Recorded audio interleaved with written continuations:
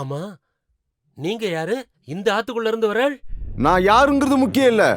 அதுக்கு முன்னாடி நீங்க பிரியான்னு ஒரு இன்ஸ்டா ஐடி கூட சேட் பண்ணிருக்கீங்களா? ஆமா. அந்த பொண்ணு உங்க லவ் டார்ச்ச தாங்க முடியாம சூசைட் பண்ணி ஆவியாகி உங்க உடம்புல புந்து சர்வநாசம் பண்ண பார்த்தா. பேஷ், செத்துட்டாளா? அதான் 2 நாளா எந்த மெசேஜையும் காணுமா?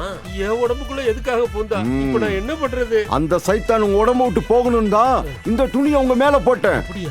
அவங்க மேல ஏறிட கூடாதுன்னு இந்த துண்டை அவங்க மேல போட்டேன். அப்படின்னா நான் இந்த Dress கழட்டவே கூடாதா? 3 நாளைக்கு மட்டும். நீங்க சொல்றத நம்பவும் முடியல, நம்பாம இருக்கவும் முடியல.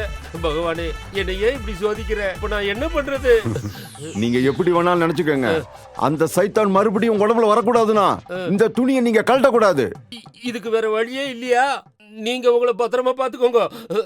நான் போயிட்டு